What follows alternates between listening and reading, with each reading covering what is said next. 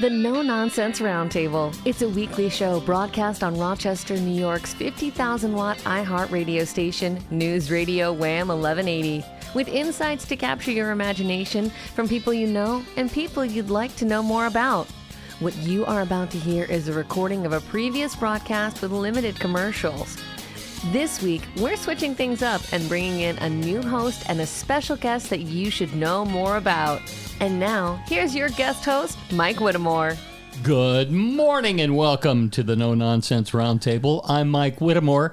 You've heard my voice on this and other radio stations for years and years and years and years. You know, I do that kind of stuff. But today, I am proud to be the guest host of the No Nonsense Roundtable here at WHAM. And I'm very excited to have a special guest who happens to be none other than Dom Geneva. Hi, how are you? For all the years you've been doing this, you know you get spanked if you don't say News Radio Wham 1180. But then again, you've been in the business so long, you can get away with it. I can't because I'm an amateur. You know what? When I first started doing the home repair clinic all those years ago, it was 1180 WHAM. So now it's News Radio 1180 WHAM, or just News Radio 1180. No. It's news. No, this is like pronouns. You don't want to misgender News Radio Wham 1180. I mean, that's what they want. Well, you see, the thing is that they would more likely kick me off the air than you because you are a professional. So. Yeah, but it shows you, so that and $1.380 will get you a cup of coffee. We're turning the tables on Dom Geneva today. Dom Geneva is normally the one who answers, he asks all the tough questions and he gets answers from other people. Well, today we're going to interview Dom because rumor has it, there's a book coming out. Yeah, it's going to be real. It's going to be real soon, in the next week or two, maybe 3 on the outside. Okay, so this is a good time to maybe turn the tables on you and ask you some of the tough questions as to, how the heck you got here. I mean, you grew up in New York City, not really New York City. But it was 35 miles. Well, here's the deal. So the question I ask everybody at the beginning of the show. So I will allow you to answer this. What did you want to do when you were 10 years old? So Dom, what did you want to be when you were 10 years old? I wanted to be a stand-up comedian. Really? Yes, I did. I went to Sister Walter Mary. I was in first grade. I remember this. And she asked me what I wanted to do. And I said, I want to do stand-up comedy. My parents let me see or stay up and watch Jack Parr and those late night guys. And, I was always interested in like Mike Douglas and stuff like that. And I did a heck of I knocked them dead with my Yogi Bear imitation, smarter than the average bear. Smart the average bear. Right. And so Sister Walter Mary took me to every class at St. Patrick School, and I had to stand in front of each of the classes, and she would say, "Oh, look at this kid! Look what he did! Smarter than the average bear." And that's how I became a ham. So how was it that you got to Bonaventure? Well, I mistakenly thought I wanted to be an engineer. My dad was an engineer, so okay. I figured I wanted to be an engineer. I'm pretty good with that stuff. You look on a piece of paper and you see like a plan for something, and right. and you can in your mind you can see it. You can see it in 3D. Okay. Yeah. The only thing I couldn't do is like math. Okay. Which if you're going to be an engineer, it's really kind of important to You must have been pretty good at math. You ran some pretty good car dealerships over the years. No, I hired people to do that for me. Okay. But here's the thing. So I thought I wanted to be an engineer, so I went to St. Bonaventure. Now, here's the thing about St. Bonaventure. They had a program where you would work there. You would go to school there for 2 years. with their engineering degree. And then you would spend 3 years at the University of Detroit and finish off and have a work-study program. So that sounded like a really good idea for me. That's really good. Until I went to college in the first year, because I was 17 when I got there. I was really immature to begin with. Yeah. More immature than I am now. Well, Obviously, maybe I'm brilliant, though, if you were there at 17. Well, not brilliant. Is that my mother kicked me out of the house? You know, You were 4 years old when you went to kindergarten. I was like 2 years old. I was still nursing when I was in kindergarten. You know, I mean, she was 40 years old. She was born in 1914. She was 39 years old when I was born. You know, so it's like back then. You know, that was a big deal. Yeah. So I was put into school maybe a little bit earlier than I should have been. Okay. And so the first year I got to St. Bonaventure. It was like liberation. I'm there, and the first year, the first semester I got a 178. Okay. Yeah. So been there, done that. Yeah. So that wasn't all that good. So I really wasn't destined to be an engineer. At least you didn't flunk out. Well, no, you know, I figure even if I got a degree, you know, I would have killed somebody by now. You know, seriously. I mean, I wasn't, you know, once I had, a little while ago, I had Dr. Munson on the show. He was the president of RIT. And I said, you know, you guys did me a big favor back in 1971. He says, well, what do we do for you? He said, I said, I know you weren't involved with the college back then. I said, but you rejected my application. I said I would have either flunked out or killed somebody by now. And he goes to me, I'm glad we did you a favor because we don't take just anybody, you know. Yeah, right. Got it. So from that, I flunked out, not flunked out, but I close to flunking out. And so I became a business major. Okay. And being a business major, I started getting involved in the radio station. Oh, no. Oh, yeah. There the radio you go. station. And so that was before we had that's before we were open air. It was something called carrier current. So you had to have your radio plugged into the wall. Yeah. And in the wall, the sound on the radio would be in the background. You know, like the only people listening to this is your roommate and your girlfriend. Yeah. Okay. Because yeah. So I was selling radio ads in Olean. And suddenly you found out you I had a talent had a knack for marketing. Yes, for copywriting, which is how I got married. We'll talk about that later. But I was writing ads, you know, like Midnight Rider, I don't own the clothes I'm wearing. You know that from that? Well, that's from the tuxedo place, right? Well, I don't know. I had somebody suggest, and I didn't want to use it because there's a controversy. But Jesus saves, and you can save too at the Olean Savings Bank. We're not going to do that. So I did that, and then I got elected as the station manager. And as the station manager, that was a pretty big deal. I got us an FCC license, which is really kind of cool because so you could broadcast over the air. Yeah, it was like, I don't know, like 10 watts or something like that. Sure. But you could still hear it rather than having that sound in the background. Actually, a couple of years ago, I was elected into the WSBU Hall of Fame. Wow, yes, that's a big deal. You know, and I'll tell you something really, we have about a minute left here, but I'll tell you something that's really kind of cool. So Natalie Kutchko is here for an interview. Yes. And John Kutchko's daughter. Yes. And she goes, I was station manager at a radio station in college. I said, what was that? She says, St. Bonaventure. I go, yeah, I was too. She goes, yeah, I got 88.1 that is tattooed on my wrist. I said, that's the frequency that I picked out when I was station manager because I wanted to be all the way at the end of the dial so I would have no competition with anybody. And I go, because I picked that out, I can actually show you the telegram that gave us approval to do this. She has this tattoo on her wrist. This is really weird. You know who else was a station manager? Was Jack Garner. Jack Garner was station manager of WSBU or WFM. Wow. Back then. Yeah. Yeah, so that brings you up to college. And we're going to find out a whole lot more when we come back. This is the No Nonsense Roundtable on News Radio Wham 1180. This is Dom for my friend John Myers and his new company, Life Interviews. I'm going to ask you to go look at the website he has, Life Interviews. There's no T in it, Interviews, where you'll see a fantastic presentation on what they do. And what they do is create a video legacy for you to pass down to future generations. More than just getting your DNA, you can pass down your story. Go see, you'll be amazed. It's a great idea, but do me a favor. Wait to the end of the No Nonsense Roundtable. This is Don from my friend Todd, who owns Martinizing Dry Cleaning in Fairport. Like I like to say to you, he picks your clothes up and he drops your clothes off. Why schlep them yourself? I love the word schlep.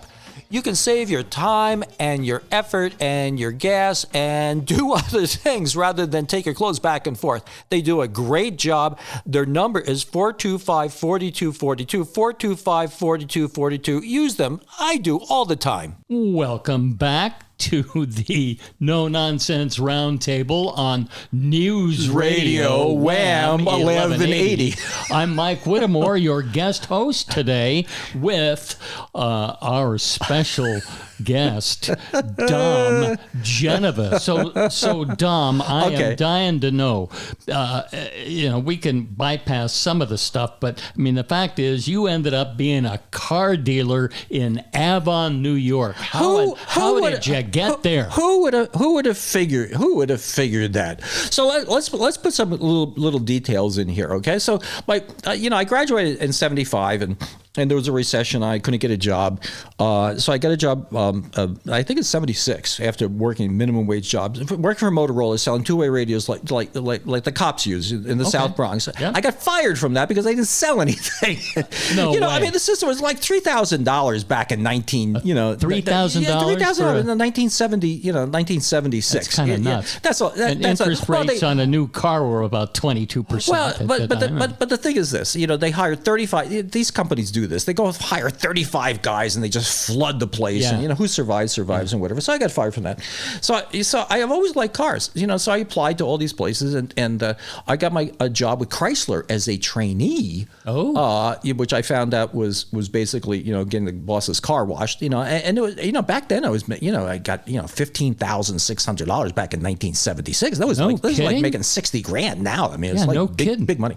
So my first job in radio was $1.380 a week and all the records you could eat and a gas tray. Well, that's why I decided not to stay with the radio business. Yeah, okay, so I worked for Chrysler for 17 years, and then got to the point where I somebody told me once, a girlfriend's dad, and great guy, Pete Berezny. He gave me advice when I was a young man. He says, when you're working for a big company, they're gonna tell you you're gonna be president of the company. Okay, sure. They tell everybody when they're 22 years old you're going to be president of the company, and then when you get to be like in your 30s and 40s, you're really going to know where you're going to go. So I got to that point. I got to that point where it's like I'm not. It's you got to decide. You got to do something now. We were talking about my copywriting skills. My big break was marrying Nita. Right. I got somebody that, we're making, like back in '94, we're making like almost $100,000, and that's like a lot of money, that's right? A lot of money. Sure. And we decided, I'm working for Chrysler, and we just don't like this lifestyle. You're going to get transferred. You were down south at the time, right? I was in Charlotte at the time. Okay. Yeah, they transferred me down there. Right. And you were a fast-talking New Yorker. They didn't know what to make of you down there. Oh, yeah. I'll never forget talking to a dealer once and saying, I went to St. Bonaventure University. He goes, "That's a Catholic school, isn't it?" So, yeah, pretty much it is. But here's the deal. I'll try to make this as quick as possible. But I met Nita by writing an ad. And she's not shy about admitting that. I mean, it was before Match.com. Yeah, so sure. I wrote an ad, and I'm geeky guy looking for What paper did you put? There was something called the the Westchester Date Book. Oh. And it was before Match.com. And there was I'm looking for this, I'm looking for that, and we met. And it was like I'm supposed to be with her, like we're completing each other's sentences. I love the first. I can still remember the first time she looked at me. It was like, oh, he's okay. I'm not, I'm not, and certainly, I wasn't used to that. I was like, I was used to the woman going, how long is this going to last? Can I get out of here? Maybe, maybe if I feign that, Thank goodness this is just a cup of coffee. So, we sat across the table from one another. And at this, sort of, if you want to call it a blind date, and she tells me about what her plans in life are, and sort of like she's serious about getting married, and if I'm just want to fool around, she's not the girl for me, and I'm like, okay, that's fine, because I'm sort of the same place in her life, and so from that came, well, we've been married now this year 39 years and whatever, and nice, so I wrote an ad, so. I mean, every once, the funny thing is every once in a while, like when my children would criticize one of my car ads, and I says, no, do not criticize my ability to write an ad, because you would not exist if I didn't. And I said that at my daughter's wedding, actually. I said, how long did you date before you got married? Like 3 days. That's good. It's like a year and a half. So, what somebody said to me once, and I think that's really true. When you get to be like that age, you know what you're looking for. Sure you do. You don't have to sort through a lot of people. You know what you're looking for. And she had an advanced degree, and she wanted to be a stay-at-home mom, which she was, even though she could have been as successful in business as anybody. But a lot of everything has flowed from that. But the thing is that, like I said, the corporate lifestyle, you gotta, if you're not gonna make it big and you're not gonna be, in the top echelon, you're gonna be working for somebody, whatever. I still remember the first time, the day that I realized I had to leave Chrysler. So, I'm having a personnel review, and my boss says, well, if you're not a very good team player. Well, what do you mean I'm not a very good team player? Well, if you're a good team player, you could have gotten Randy Blackford to do your job doing this thing, and then you could have gone, on vacation or whatever. I go, so if I got somebody else to do my job for me, that's being a team player. He goes, in a matter of speaking, yes. So every once in a while, I want to give a talk at RIT. I say to the kids, okay, what is he saying, and what is he saying? Yeah, he's saying. Usually it's an older student, like an MBA student, who sheepishly raise their hand and go, he's saying he doesn't like you? Yes, that's exactly right. He's saying he doesn't like me. Yes, I have to leave. I have to do something else. And I always thought this thing about being a dealer in upstate New York and doing things in this, in a way, non-commissioned salespeople and no-nonsense deals and stuff. I always thought that would work. And, figure, well, we'll have a little dealership. We'll have 6 or 8 people. Did you have all those ideas in your head when you first came to Avon, New York? Oh, absolutely. No kidding. Absolutely. My whole thing was that, I would say, like, my Uncle Jim was an insurance salesperson for Allstate. And when he got to be, like later in years, he didn't do anything. I mean, he just worked on the residuals and the families that would come in and do business with him because they liked him and they trusted him. Okay. Right. Yeah. So that's the thing. So rather than trying to drain every dime you can out of a customer, my whole philosophy was to increase the number of customers and how much they would come back. Yeah. Oh, I should know enough to turn the phone off. Well, I? that's right. Listen. Yeah. But anyway, you're still kind of new at this. Well, yeah. And sooner or later, I'll get paid for this. But here's the thing. So my whole philosophy was to have this apple orchard, where you get apples every year rather than to grow trees and sell firewood. Sure. And it grew and it grew and it grew to the point where we had 6 or 8 people back in '94, and then when we sold the dealerships in 2020, we had 85 people working for us, and we sold $80 million of stuff annually before then. And there was a week before the COVID shutdown, and I am exceedingly lucky that I can do whatever I want to do, like write a book. That's fantastic. We got a book.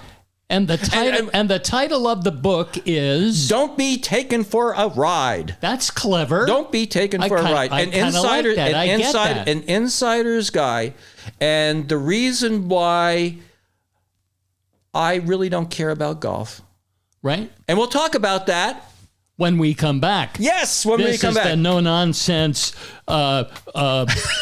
The Round table. The no nonsense show. The no nonsense round table on News Radio Wham! 1180. This is Dom. I'd like you to listen to a jingle that the No Nonsense Roundtable produced for the Rotary Sunshine Camp. It's a magical place for kids of all abilities. At no charge, the Rochester Rotary Sunshine Camp has been serving children of all abilities for the last 100 years. Help us grow into the next 100 years. Go to sunshinecamp.org to learn more about how you can help. Where kids have no barriers to fun. The Rochester Rotary Sunshine Camp. We are back on the No Nonsense Roundtable on News Radio Wham 1180. I'm Sir Lancelot. No, Frank. I'm Mike Whittemore with our special guest this morning, Dom Geneva. Dom, you went from being a car dealer, generating millions of dollars every year. Somewhere along the line, you decided. How'd you get into doing a radio show on top of all that? Well, let's our customers know that generating does not mean making. Generate. Yeah, that's okay. We sold millions. We didn't make millions. But here, you helped me out a lot. I mean, think about this. I mean, so Mike comes into my dealership one day, and you're one of the few people I didn't throw out. Trying to sell me something. I watched him throw people out. Let me tell you something. It was something to behold. Yeah, Bruce Pilotic. Well, because I don't like getting worked. You never worked me. You never try to sell me something I didn't need. I can smell this. I mean, being in the car business, I called on probably 450 dealers in my career. Advising them and stuff. And you can smell when somebody's trying to. Sure. It's like no, I don't. You don't do that. There wasn't There wasn't any magic to it. I came in there, asked a few questions, and listened to you. Yeah, but here's the thing. And then you and I started doing ads together, right? And you taught me. How to do it and the cadence and whatever. Of course, I never got as good as you. I mean, I don't know seriously. About that. I think you picked the ball up and ran. Well, crazy. and then what you did is that you said that Jim Salmon might be looking for sponsors, which I did. With the home repair clinic, which was very, very good for me at the time. Sure. Because I mean, who listens to the home repair clinic? People that have cars and homes. houses. Yes, pretty much. If you have a house, you have a car, unless you're living in the car. And if you like doing home repair work, maybe you need a truck because you're doing home repair projects and you need to pick up lumber and stuff. Well, here's the thing. So I just enjoy doing that. It's like like Yogi Bear. I just enjoy doing it. I figured that I had some penchant for that. And the thing with Jim and his show, which is a wonderful show, it's like 35 years they've been on. Yeah. So I figured with this show, so if people would tune in to listen to a show about your furnace and your roof and the servo valve on your what's a futz, how about a show about people? That's true. Yeah, how about a show about people? And it's people that you want to know more about, like Don Alhar, and people that you don't know that you should know. So. And come to find out, one of the things that made you successful as a car dealer also makes you successful on the radio, in that you have a genuine curiosity about people. Well, I get a chance to meet people now. My dad used to say, Dom, you need to go out and play more golf. I'm a crappy golfer. You need to play more golf. What he was really saying, and I said this at his eulogy. I says, what he's really saying is you should have more friends. That's really what he was saying. Sure. So I meet people that I would have never met before. Some of them, other people don't like. I had David K. Johnson on, a Pulitzer Prize winner. He wrote Trump's biography from years ago, like 30 years ago. He's a real Trump hater, okay? Right. But I have him on the show. I'm listening. I'm not going to agree or disagree with the guy. But how do I get a chance to spend time with some guy who's a Pulitzer Prize winner? I talk to Gene Cornish every day. I mean, he's in the Rock and Roll Hall of Fame. Yes, he's in the Rochester Hall of Fame, but he's also in the Rock and Roll Hall of Fame. We talk about how would I get to know this guy? And Jack Alago, he's got 11 Emmys. 11 Emmys. Yeah, I can call Jack. Hey, how would I get a chance to do this? And this is why I do this. Something to be said for having a radio show. Yeah, and the thing, there's the philosophy of tying the pork chop around your neck to get the dog to play with you. That's what a 50,000 watt radio station will do that. It can't wait. Yes. Well, I did Ryan Macbeth. He's got like 18 million followers. I had him on the show. Garrison Keillor. Exactly. Who has an opportunity to actually sit and chat with Garrison Keillor? Yeah. That's cool. Yeah, and some of them you never hear from again, and some of them become your friends. Which is really kind of cool. So that's why I do this. But now I've been working on this book, which I. My whole thing is that writing a book about the car business, it's so complicated. And they did a survey years ago, and they said like virtually everybody hates buying a car. Number one, right? And number two, believe it or not, there's a certain percentage of people, I have it in the book, who would rather have a root canal than buy a car. Wow. Or speak in front of people than buy a car. Yeah. That is well, and that the is fact true. is that people make a lot of mistakes buying cars, and that's a big part of what you're trying to do here is to help people avoid those mistakes, right? Well, it's kind of twofold, and this is why I want dealers not to, I talk about playing golf. I am really crappy playing golf. I mean, the thing is, I'll do par, bogey, 15. Now I got, now I got 15 more holes to play. You're describing my golf game, right? Too. Yeah. So the deal is that I'm probably not going to be invited to play golf with a lot of dealers now when this book comes out. But the deal is this, and I say this in the book. There are, we all speed. We all speed. But, you got to admit it. Nobody goes 65 in a 65. You go a little bit, you go 60, 67, 70, but there's some guys that are doing 120, okay? Yeah. And that's not right. Right. Okay. So if I can point out the guys that are doing 100, 120, if I can point out that where you're really going to get snookered, right, and you should be aware of, I think it's good for everybody. It's good for the customer, but it's also good for the dealer who does the things the right way. And you got to be able to identify the guy that's doing things the right way. Who's the good guy? Who's the bad guy? Right. And how do you sort that out? And it's like in the book. There's we were going through this before the show. There's the dealer to English dictionary. Yes. So when a dealer says this, it probably means this. Something else. Yes, and what to look for. So you're looking at, a disclaimer, which I call mouse print. And what do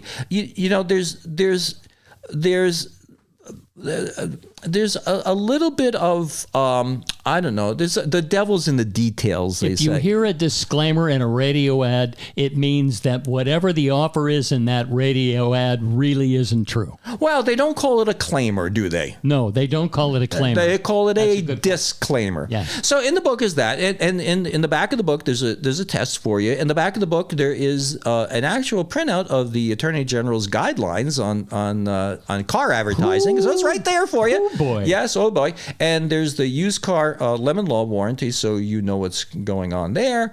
And you're about to ask me, what's the biggest mistake that people make when they buy a car? What is the biggest mistake people make when they buy a car? I am so glad you answer that. Well, the thing is that most people shop only price.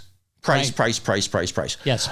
But there's more dynamics to it than that. I mean, it's like the foundation of your house. I mean, you need a solid foundation, but you need walls and electric and everything too. And the thing is that when a lot of people just shop the price, but they forget about shopping for interest rate. They forget about shopping for their trade-in value. How much money they have to put down, and they just shop the price, and then they get a great price from somebody. And then these other factors, and I can show you how to interpret this in my book. These other factors come into place. So here's the thing, it's like I'm doing this little short. It's like playing Monopoly, where you have the game but you don't have the rules. Okay, yep. So I'm gonna give you the rules in my book, and you just have to read it and take a few notes and pay attention. Yeah, and I know things that you don't know. There aren't a lot of shortcuts. And we are heading into another break. Yes, we are. This is the No Nonsense Roundtable. I'm Mike Whittemore along with Tom Geneva, and we'll be back right after this on News Radio Wham 1180. This is Dom Genova from my friend Jack Greco at Jack Greco Furniture. I'd invite you to go see Jack Greco if you're looking to buy furniture right now. But beyond that, I'd invite you to go see Jack Greco if you're ever going to buy new furniture. And why? You can look and dream and plan how exactly you'd like your furniture, the type of wood, construction. It's half the fun. It's going to be reflective of your taste, and quite frankly, you'll want to pass it down as an heirloom. Can't say that about the big box stores. Go see Jack. Welcome back to the No Nonsense Roundtable. I am your special guest host, Michael Whittemore, here with Dom Genova, where we are turning the tables on Dom. He is the guy at the round table answering the questions today. I am asking the questions, right? Yes. How we doing? Yes, you are. Yeah. Yes, you are. And Mike got an advanced copy of my book. Don't be a little taken while for ago. a ride. Don't be taken for a ride. Know what your dealer knows. Drive Home Happy by Dom Genova with Stephen Miller. Stephen Miller is the fella that wrote Gene Cornish's biography with him. Yes, Oh, yes, no kidding. he's very Cool. good. He's Okay. very good. But he and I think the same way. Adults learn from being engaged and entertained. You can't just, this book is not just that, you got to do this, you got to do that. Right. If you want to read it that way, you can read it that way. Actually, in the beginning of the book, I say there's tasting notes. It's like wine. I read this book from cover to cover, and there are wonderful stories in here, all kinds of great anecdotes, things that you can learn from. You're really getting the inside scoop from someone who was behind the door for 26 years, or 26 years owning his own dealership, and another 17 working for Chrysler. That's a pretty special thing. Yeah, and you see some wacky things. This thing, customers always right. No, they're not.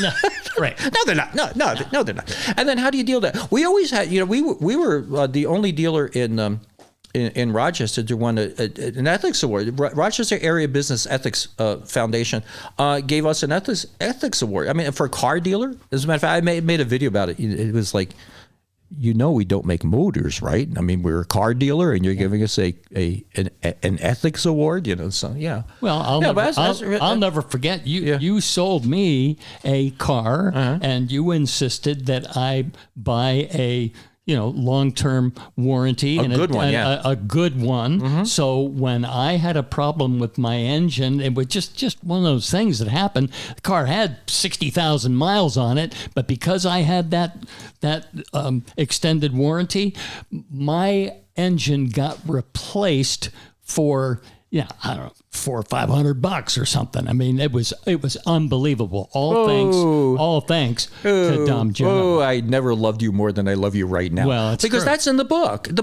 book is that there are warranties that you can get that are solid warranties from the manufacturer, some really reputable company, but there are warranties that are just a piece of poop. Okay, Yeah, right. I mean, I had a dealer in North Carolina that had a warranty company that was based in the Cayman Islands, and it was only for him, and it was only for his customers. Okay, now people buy these warranties. Oh, it's such a great warranty. Blah blah blah blah.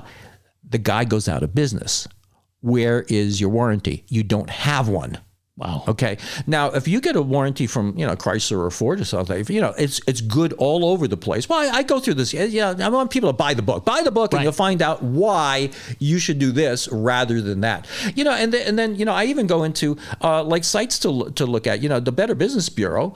They have an accreditation program, but you know what?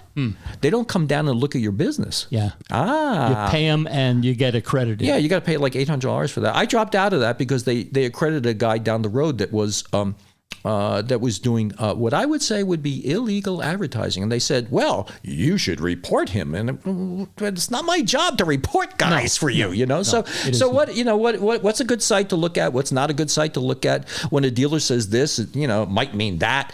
These other things and things that you don't know. Somebody says all rebates applied. What does that mean? What does that mean, all rebates applied? These are the things that you're going to see in this great book, Don't Be Taken for a Ride by Dom Genova. Yeah. There are some particularly funny stories. Oh, in this book. yeah. Well, tell me about the yellow Aztec. Well, you try to be fair with people. and you really do it. And sometimes I would go, I try to go overboard just to make my life easy. And I'm working 6 days a week, and some of my people were working 6 days a week and whatever. And so this woman comes in, and she buys a used yellow Aztecs.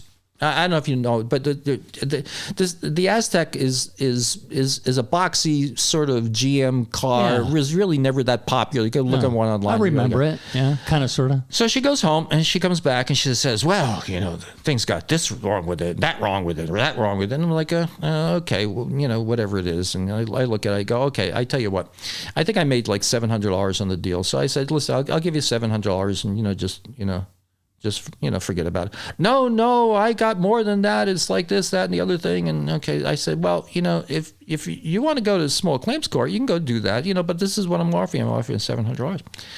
So we get to the small claims court, and I have to bring in my service manager. I bring in my sales manager. I bring in a mechanic, and we go through this whole thing. And the judge goes, ma'am, your maximum claim on this is $250.